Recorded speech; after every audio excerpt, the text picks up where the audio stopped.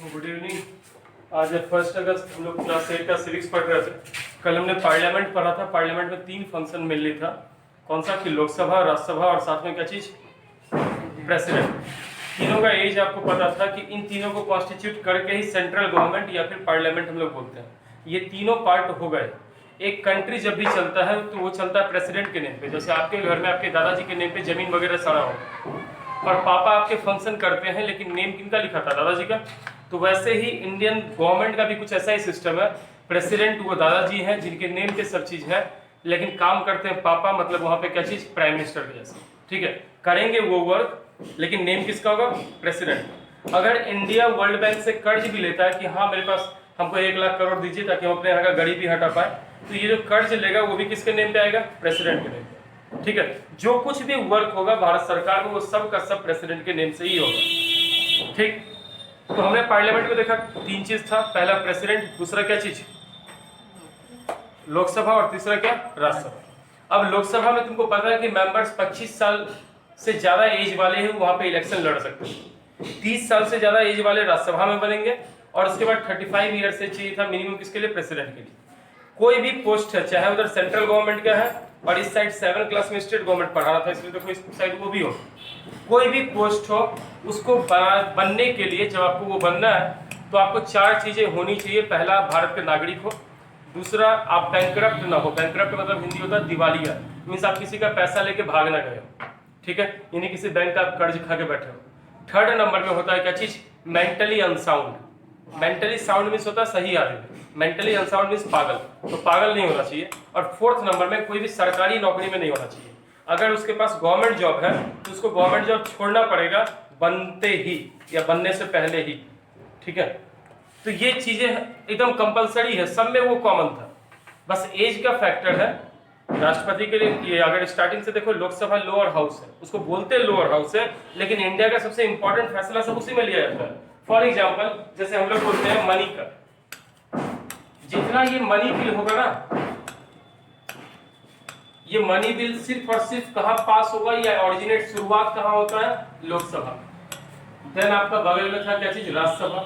इसको बोलते हैं अपर हाउस। क्यों, एक बार जो बंदा इसमें बन गया, सेलेक्ट हुआ, वो 6 साल तक रहेगा, 6 इयर्स तक इजीली रहेगा, उसके बाद ही वो हटेगा। लोकसभा को लोअर हाउस बोल रहे थे। क्यों बोल रहे थे, इसमें तुम इलेक्शन जीत गए, सांसद बन गए, एक दिन में भी तुम्हारी सरकार गिर गई, लोकसभा भंग हो गई, तो तुम एक दिन के सांसद हो गए। और हाईएस्ट अगर सरकार चला लोगे तो कितने ईयर्स तक, 5 ईयर्स। इसका परमानेंट है कि 6 ईयर रहेगा ही, और इसका एक दिन में भी हट सकता है 5 साल में से। इसको क्या बोलते हो, लोअर हाउस। ठीक है, अगर कभी कोई दूसरा कंट्री तुम पे अटैक कर दिया, इंडिया पे अटैक कर दिया, तो वैसे केसेस में इसका टर्म बढ़ जाता है रूल का, और ये पहली बार में 6 मंथ बढ़ेगा। और लंबी लड़ाई चली तो 6 मंथ और बढ़ेगा, मींस टोटल ये कितने साल रूल कर सकता है, 6 इयर्स। कब, जब लड़ाई हो, जब सही से सरकार चले, और इसको कुछ नहीं करना, सरकार चले ना चले, ये रहेगा ही 6 इयर्स तक। हाँ, बीच में करप्शन करेगा, वो सब चार्ज लगेगा, तभी ये हट सकता है, अदरवाइज। अब थर्ड नंबर में हमारा क्या चीज था, इधर में प्रेसिडेंट। प्रेसिडेंट को भी देखो, इंडिया गवर्नमेंट ने ना एक बड़ा अच्छा चीज किया। हमारा संविधान बना तो सही, लेकिन संविधान बनाने में जो संविधान मतलब मेकर्स थे, डॉक्टर भीमराव अम्बेडकर और ये सब, उन लोगों का एक चीज कहना था कि हमेशा ही क्या करना है कि जो भी इंडिया में पावर होगा, सबके पावर को क्रॉस एंड चेक कीजिए। क्रॉस एंड चेक करने का मतलब उसके पावर को जज कीजिए, कहीं वो गलत मिसयूज तो नहीं कर रहा। अभी अगर मोदी जी भी गलत करेंगे तो उनको हटाने का ऑप्शन है कि उनकी सरकार, जो साथ में बीजेपी पार्टी के लीडर्स है, वही बोल देंगे कि खिलाफ कर रहे हैं, मोदी जी गलत कर रहे हैं संविधान को, उनको हटा दिया जा सकता है। राष्ट्रपति आपके प्रेसिडेंट है ना, रामनाथ कोविंद, मेरे भी हैं, तुम्हारे भी हैं, इनको भी हटाया जा सकता है अगर ये कोई गलती करें। उसके लिए एक आर्टिकल 61 होता है, जिसको हम लोग बोलते हैं इम्पीचमेंट। इम्पीचमेंट मतलब किसी को भी हटाना हो तो उसके लिए जो वर्ड आता है वो क्या आता है, इम्पीचमेंट। ठीक है, उस इम्पीचमेंट के तहत अगर लोकसभा और राज्यसभा के सारे मेंबर बोलते हैं कि हाँ राष्ट्रपति गलत कर रहे हैं, प्रेसिडेंट गलत कर रहे हैं, वो अपना मरवाजी चला रहे हैं, तो उनको तुरंत हटा दिया जाए। ठीक है, तो इंडिया में कोई भी एक ऐसा पोस्ट नहीं है जो परमानेंट है, सबको क्रॉस चेक किया जाता है। एक आईएएस भी लखीसराय के बैठे होंगे, इनको भी चेक करने के लिए हर साल गवर्नमेंट का बहुत सारा ऑफिशियल नजर रखे रहता होगा कि ये सही काम कर रहा है। अब तुम बोलोगे सर इसके बाद भी करप्शन, तो करप्शन देखो अलग चीज है, वो करता ही है। हो सकता है जो ऑफिसर देखने के लिए बैठे वही पैसे पे मान जाए, है ना। नियत तुम किसी आदमी का नहीं बदल सकते, वो खुद से करे, बट तुमको ये सारा करना है। अब देखो कानून कैसे बनता है, मान चलो बीच में अभी देखो एक बहुत इंपॉर्टेंट मुद्दा अटका हुआ है, गर्ल्स को रिजर्वेशन। गर्ल्स रिजर्वेशन कितना परसेंट, तो 33% बीजेपी गवर्नमेंट, जब अटल बिहारी वाजपेयी थे, अटल बिहारी वाजपेयी को तो जानते हो, जब वो डेथ किए 2004 तक उनकी सरकार थी, तो उन्होंने ही बोला था कि लड़कियों को आरक्षण देना जरूरी है। उन्होंने बोला कि 33% आरक्षण होना चाहिए, किसके लिए, गर्ल्स के लिए। लेकिन बहुत सारे लीडर्स थे, उन्होंने इसको पास होने नहीं दिया। पास होने नहीं देने का 2 रीजन, एक तो दूसरा पार्टी वाला चाहता है कि अगर ये अच्छा काम कर दिया तो हमको लोग कैसे वोट देगा, यही रह जाएगा हमेशा। और एक रीजन ये है कि चाहता है कि नहीं इसको कोई भी तरीके से अटका दे ताकि इसको बदनाम करें तो जनता अगली बार वोट न दे। ये 2 पॉलिटिक्स का हमेशा एजेंडा है। तो वो गर्ल्स को रिजर्वेशन देना चाहते थे, बहुत पार्टीज ने इसको रोक दिया कि नहीं देंगे। तुमको पता है कि इंडिया में टोटल 53% जितना पॉपुलेशन है ना हमारा, उसमें 53% जेंट्स है, तो लगभग 47 पॉइंट कुछ ये गर्ल्स है या वीमेन है, ठीक है, लड़कियां। जैसे तुम देखते हो लड़कियों के लिए स्पेशली जानबूझ के गर्ल्स स्कूल रखा जाता है ताकि वो वहाँ पे कंफर्टेबल है। गर्ल्स के लिए जानबूझ के लेडीज टीचर को ही दिया जाता है, मैक्सिमम ये ट्राई किया जाता है गर्ल्स स्कूल में कि लेडीज टीचर।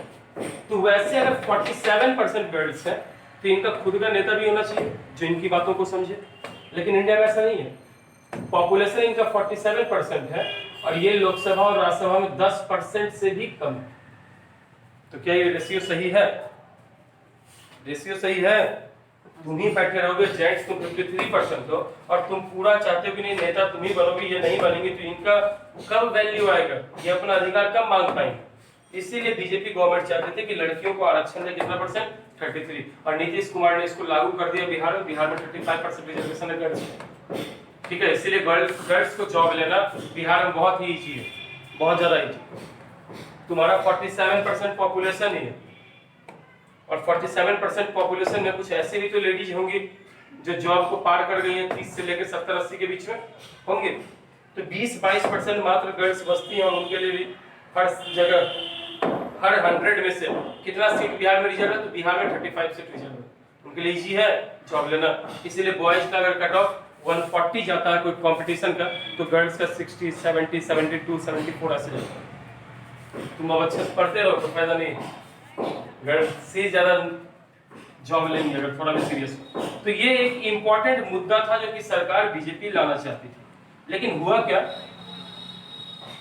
कि लोकसभा में तो इसको पास कर दिया गया। ये यहाँ से होता क्या ना बाबू, आपको कोई कानून बनाना है ना, तो आप या तो राज्यसभा में शुरू करोगे या लोकसभा में। जैसे मान के चलो कि गर्ल्स के लिए ये कानून लाना था और सबसे पहले नहीं करेंगे, चलो देखो, तो मैंने तुमको क्या बोला कि हम लोग जब भी कोई कानून बनाएंगे तो होगा क्या चीज, या तो आप उसको लोकसभा से शुरू कीजिए या राज्यसभा से। क्या नहीं कर पा रहा आपको? अच्छा, तो सबसे पहले सपोज करो कि तुम गर्ल्स के लिए कानून लाना चाह रहे हो, ठीक है, वो भी क्या, कितना परसेंट रिजर्वेशन, 33%। 33% रिजर्वेशन लाना चाह रही हो तो तुम क्या करोगे, सपोज करो कि तुम मुंगेर लोकसभा से सांसद, ठीक है, बीजेपी, तो तुम लोकसभा में हो, तो लोकसभा में जब तुम ये कानून या बजट लाना चाहोगे, पहले इसको बजट बोलते हैं, पहले एक बिल बोलते हैं, बजट में नहीं बिल बोलते हैं, BILL। जब ये कानून बन जाएगा तब इसको लॉ बोलेंगे, अभी ये क्या चीज है, बिल है। तो जब तुम ये बिल लाना चाहते थे तो तुम लोकसभा का जो स्पीकर होगा ना, हेड, उसको एक दिन पहले बोलोगे कि हम ना कल ऐसा लाना चाह रहे हैं, आप हमको टाइम दीजिए बोलने का, अपना मौका रखने का। तो वो तुमको बोलेगा कि आप बिल लाने के पहले क्या काम कीजिए कि आप उसका जो लाना चाहते हैं आप उसको फोटो कॉपी करवाइए और जितने भी मेंबर्स हैं, टोटल 545 अभी मेंबर था ना, सब में सर्कुलेट कर दीजिए, सबको दे दीजिए। वो एक दिन घर से पढ़ के आएंगे तब आप चर्चा कीजिए। तो तुम बोली कि ठीक है। तो आज सपोज करो कि 1 अगस्त को तुम उससे बात की, कल 2 अगस्त को उसका फोटो सर्कुलेशन करवा ली। तुमको नहीं करना, ये नहीं कि तुमको घर से करवा के लाना, वहाँ बैठा आदमी होगा, तुम उसको बोलोगी इसका एक कॉपी सबके टेबल पे डाल दो। वो फाइल में सबको डाल दिया, 2 अगस्त को डाला, 3 अगस्त को तुम्हारे पास क्या चीज होगा कि टाइमिंग होगा, वो राष्ट्रपति तुमको ये स्पीकर तुमको मौका देंगे कि आप बोलिए। तुम उस दिन डिस्कशन करोगे, जितना भी तुम मेरिट समझती हो लड़कियों को आरक्षण देने के बाद वो सब का सब बोलोगे और तुम लोग भी सुनोगे उसको ध्यान से। अगर तुम एमपी हो तो ध्यान से सुनने के बाद सपोज करो कि किसी को लगता है कि नहीं अपोज करना चाहिए तो वो तुम्हारा अपोज भी करेगा। कैसे होगा, लड़कियों को देंगे तो पुरुष कहाँ जाएंगे, ये सब नौटंकी करेगा, ये गारंटी चीज है। और कुछ जिसको लगेगा कि नहीं अभी हम नहीं पढ़े हैं तो चुपचाप रहेगा। अगले दिन नेक्स्ट डे फिर से जब तुम आओगी तो स्टार्ट होता है क्वेश्चन आवर, अभी हम बताएंगे वो सारा चीज। फिर आगे होता है क्वेश्चन आवर। उसमें क्या होगा, जब तुम बिल लाना चाहती हो तो बाकी सब लोग तुमसे पूछेगा क्वेश्चन, आप क्यों चाहते हैं ऐसा, इससे क्या फायदा है, कंट्री को क्या मिलेगा, ये सारा चीज पूछेगा। तुम सबका आंसर दी। आंसर देने के बाद जब लास्ट 3 सवा 3 बजता है टाइम, तो उस समय स्पीकर बोलते हैं कि आपने इस चीज को बिल को देखा समझा, अब इसमें से वोटिंग कीजिए कितने लोग इसके फेवर में है और कितने लोग इसके अगेंस्ट में। तो अभी तुम अगर सपोज बीजेपी पार्टी से है तो तुमको 320 के लगभग 545 है, 545 में 320 का तुमको सपोर्ट मिल गया, मतलब तुम मेजोरिटी में हो। 545 का आधा कितना होगा, 272, और तुम्हारे पास मिल गया 320, तुम सपोर्ट में हो। जब तुम सपोर्ट में हो तो तुमको क्या हो गया वहां से कि तुम्हारा पास हो गया। अब यही बिल तुम्हारा यहाँ से हटा और तुम अपने पार्टी के ही कोई नेता जो राज्यसभा में होगा, सपोज करो कि पीछे अनन्या जो राज्यसभा में, तुम उसको बोले कि आप वहाँ पे डिस्कस करवा दीजिए। तुम्हारे यहाँ उसको वोटिंग से पास कर दिया ना, तुम उसको डिस्कस करवाने बोले। अनन्या भी वही काम करेगी, वहाँ पे वाइस प्रेसिडेंट होता है, उसको बोलेगी सर हम ये चीज लाना चाहते हैं, वो यही बोलेगा कल आप सर्कुलेट करवा दीजिए और फिर सबके पास कीजिए। 2 दिन के बाद उसको मौका मिला बोलने का, वो क्या की बोलना स्टार्ट करेगी। जैसे वो बोलना स्टार्ट की, आ जाओ अंदर बैठो, ठीक है, वो बोलना स्टार्ट की, वहां भी कुछ लोग खिलाफ करने वाला होगा और कुछ नहीं पढ़ के आया होगा, वो चुपचाप रहेगा, वो सोचेगा अगले दिन देखेंगे। फिर अगले दिन डिस्कस होगा, फिर 2-3 बजे के लगभग यहाँ भी वोटिंग होगा, कितने लोग सपोर्ट में। सपोज करो अभी के टाइम में ऐसे राज्यसभा में 245, हमेशा ही राज्यसभा का सीट लोकसभा से कम होता है, चलो वो भी हाफ से भी कम होना चाहिए। 245 लोग अभी है, इसमें से तुमको 122 लोग सपोर्ट कर दिए या 124 लोग सपोर्ट कर दिया, तो ये हाफ से तो ज्यादा हुआ, मींस तुम्हारा ये बिल यहाँ से भी पास हो गया। अब ये कहाँ चला जाएगा, प्रेसिडेंट। अब प्रेसिडेंट को लगा कि नहीं बहुत अच्छा चीज है, वो पहली बार में साइन कर दिया, जिस दिन वो साइन कर दिया बन गया ये कानून, और लड़कियों को 33% डाल।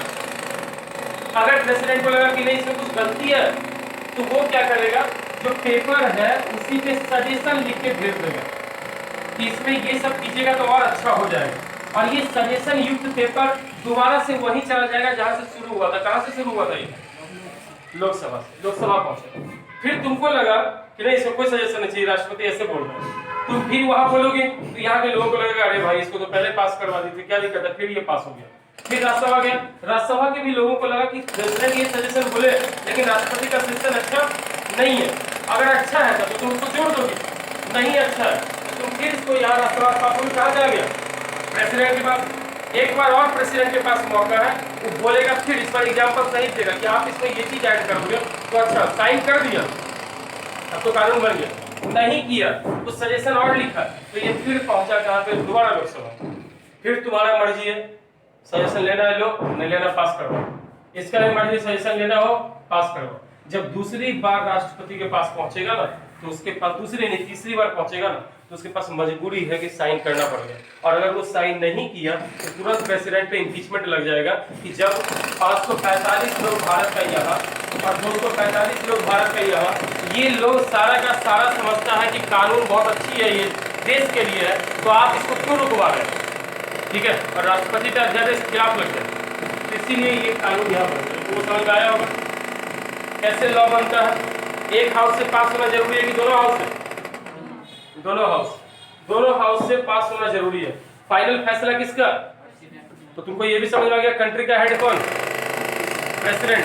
कुछ भी लॉ बने या कोई, तुम अभी राफेल आया ना हमारे इंडिया में, राफेल लड़ाकू विमान, वो भी आया होगा तो साइन कौन किए होंगे, ठीक है, हर चीज में ये राष्ट्रपति।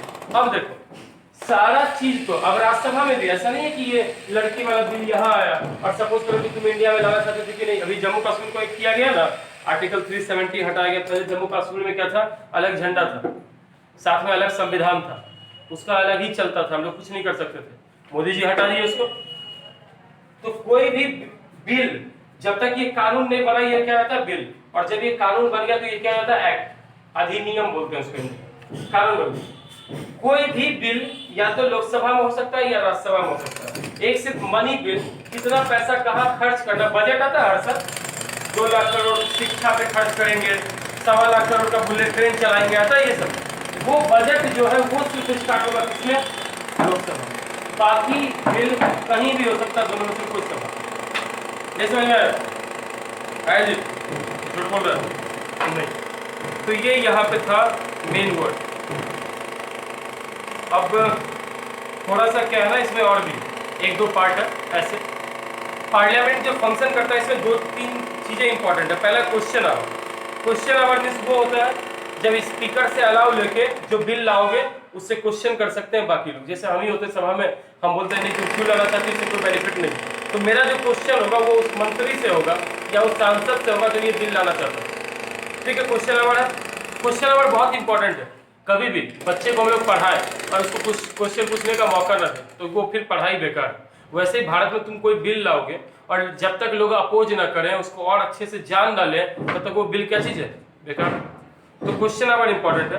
अब इसी में क्या होता है, क्वेश्चन 3 तरह का होता है। पहला स्टैंडर्ड क्वेश्चन। स्टैंडर्ड क्वेश्चन क्या चीज होता है, जो ओरली पूछा जाता है। ओरली मतलब समझ रहे हो, नॉर्मली आप बिल लाने वाले थे, उसके 1 घंटे पहले राष्ट्रपति बोले या वाइस प्रेसिडेंट बोले या स्पीकर बोले, आप क्वेश्चन पूछ सकते हैं। एक आदमी खड़ा बोला आप इस बिल में कैसे कीजिएगा सुधार, भारत को इससे क्या फायदा मिला। ये हुआ कौन सा, स्टैंडर्ड क्वेश्चन, अकस्मात एकाएक आता है। ठीक है, और इसमें 15 क्वेश्चन को दिन भर का बनाया जाता है। अब ये नहीं रहा कि तुम घर बैठोगे, कोरोना काल में सोन पापड़ी खत्म हो गया, इसके लिए दिक्कत है, ये कोई क्वेश्चन हुआ नहीं। तो ये बकवास था, इसको कभी भी लोकसभा में पास होने नहीं देगा ना राज्यसभा में। स्पीकर चेक करता है क्या क्वेश्चन पूछने वाला। ये है कि तुम उससे पर्सनल पूछने लगो आप कितना करप्शन किए, तो ये वो जगह नहीं है। बाहर आप बेइज्जती कर लीजिए एक दूसरे का, लेकिन वो जो हाउस है पार्लियामेंट हाउस, उसमें एक दूसरे का बेइज्जती पर्सनल लेवल पे नहीं करना। पार्टी लेवल पे आप कीजिए, जूता चप्पल भी चलता है, वो सब सच है, एकदम चलता है, लेकिन पर्सनल लेवल पे कि तुम चोर था, तुम बेईमान था, ये नहीं करना। तो टोटल कितना क्वेश्चन एक दिन में, 15 क्वेश्चन। वो भी सेलेक्ट करेंगे कौन, स्पीकर। लोकसभा में स्पीकर होता है और राज्यसभा में वाइस प्रेसिडेंट होता है, जिसको एक्स ऑफिशियो चेयरमैन बोलते हैं, तो वो सेलेक्ट करेंगे। दूसरा अनस्टैंडर्ड क्वेश्चन। ये सारा वो क्वेश्चन है, ये सारा वो क्वेश्चन होता है जो लिखित होता है और इसका आंसर भी कैसा दिया जाता है, लिखित दिया जाता है। स्टैंडर्ड था मौखिक और अनस्टैंडर्ड क्या चीज है, लिखित, रिटन क्वेश्चन होगा और उसका मिनिस्टर आंसर भी क्या देंगे, रिटन ही देंगे। एक 160 क्वेश्चन एक दिन में पूछा जा सकता है। अब ऐसा नहीं कि मिनिस्टर घर जाता है और कॉपी कलम लेकर लिखना शुरू करता है। एक मिनिस्टर के अंदर बहुत सारा ऑफिसर है जिसको वो पकड़ा देता है, इसका आंसर सही से दे देना। मिनिस्टर खुद कोई काम नहीं कर रहा होगा, एक तो ही ऐसा मिनिस्टर है जो अपने से काम करता है, बाकी वो सब पूरे देश को चलाता है आईएएस ऑफिसर। जो ये आईएएस बनता है ना, तुमको लगता होगा कि ये तो सिर्फ जिला में रहता है, ऐसा नहीं है बाबू। ये revenue department, finance department, India का कोई ऐसा डिपार्टमेंट नहीं है जहाँ पे आईएएस नहीं होता। और यही बड़ा होकर जब इसका पोस्ट बढ़ते जाता है तो लास्ट में सचिव बनता है, जिसको सेक्रेटरी बोलते हैं। और पूरे इंडिया का, जैसे अभी पैसा का फाइनेंस का मामला है, तुम सोचोगे नहीं निर्मला सीतारमण हमारी वित्त मंत्री हैं, वो चलाएंगे, वो नहीं चलाती, उनका साइन नहीं होगा, वो सिर्फ नाम मात्र का होगा। वहाँ मेन साइन कौन करता है, एक आईएएस ऑफिसर जो वित्त सचिव होगा। अभी एक बीच में आता था ना, जब कोरोना वाले में बीच में एक आता था लव अग्रवाल करके आदमी, हेल्थ सचिव, स्वास्थ्य विभाग का था। वो हमेशा बोलता था जितने मामले बढ़े हमने इतना जांच करवाना शुरू किया, चश्मा लगाता था, नॉर्मल हाइट तक, लव अग्रवाल ने, वो हेल्थ का सचिव था। तुम देख लो वहाँ नेता आके नहीं बोल रहा, आंसर का जवाब दे रहा, कौन दे रहा था, आईएएस ऑफिसर। तो मेन देश को चलाता है वो। लेकिन हमारे कंट्री में ऐसा बोला हुआ है, सोचा हुआ है, आईएएस वगैरह क्या होता है, एक बार पढ़ लिया तो 30 साल जॉब करेगा, आईएएस ही बना रहेगा। लेकिन नेता सबको क्या 5-5 साल में ऑप्शन है ना, तुम एक बार बनाए, अगली बार बनाई, बेईमानी करता तुम हटा दोगे उसको। तो इसीलिए लीडर्स को ज्यादा वैल्यू दिया जाता है इंडिया में, क्योंकि ये जनता के द्वारा चूज है। और नेता सब तो पढ़ के, हो सकता है उसके मन में बाद में बेईमानी आ गई है, लेकिन नेता को तो हम हटा सकते हैं, आईएएस को नहीं हटा सकते। उसका ट्रांसफर होगा, खूब यहाँ से लखीसराय से हटाया तो मुंगेर कर दिया, मुंगेर से हटाया भागलपुर कर दिया ये। लेकिन जो नेता होता है 5 साल अच्छा नहीं काम करता, तो अच्छा आने दो इलेक्शन, जैसे इलेक्शन आए तुम उसको हटा, तो इसीलिए ज्यादा वैल्यू इसको। दूसरा शॉर्ट नोटिस क्वेश्चन। ये क्या चीज होता है ओरली है, ये ओरली है। और ये शॉर्ट नोटिस, मतलब बहुत पहले इसकी जानकारी नहीं रहती है क्वेश्चन की। सडनली 15 क्वेश्चन जब स्टैंडर्ड क्वेश्चन पूछ लेता है ना, 1 घंटा का क्वेश्चन आवर होता है, तो स्पीकर बोलते हैं कि हाँ चलिए 15 क्वेश्चन पूछिए, या चेयरमैन बोलते हैं जो वाइस प्रेसिडेंट है राज्यसभा में कि आप 15 क्वेश्चन पूछिए। देखते हैं वो कि उस टाइम बच गया, तो वो बोलते हैं किसी और के मन में कोई सवाल आ रहा है क्या, तो वही है शॉर्ट नोटिस क्वेश्चन। सडनली जिसके माइंड में क्वेश्चन आया और टाइम बच गया तो क्वेश्चन पूछ चुकी है, उसको बोलते हैं हम लोग कौन सा, शॉर्ट नोटिस। तो क्वेश्चन कितने तरह का था, 3। एक ओरली जिसको स्टैंडर्ड क्वेश्चन बोले, दूसरा क्या था रिटन, वो स्टैंडर्ड क्वेश्चन 15 ही पूछा जा सकता है एक दिन। दूसरा था रिटन अनस्टैंडर्ड क्वेश्चन, ये कितना पूछा जा सकता था 160। और तीसरा क्या था शॉर्ट नोटिस क्वेश्चन, ये क्या होता है अगर टाइम बचा तो आप पूछ लो, नहीं बचा तो नहीं। चैप्टर समाप्त लगभग। अब आगे थोड़ा सा इलेक्शन कमीशन का है, ये कल पे ही देखा जाएगा, ठीक है। आज के लिए इतना, अब डिटेल में बताएंगे। अब तो ये थोड़ा ही हुआ ना, कल इन लोगों का एग्जाम है बालिका बालिका, इसलिए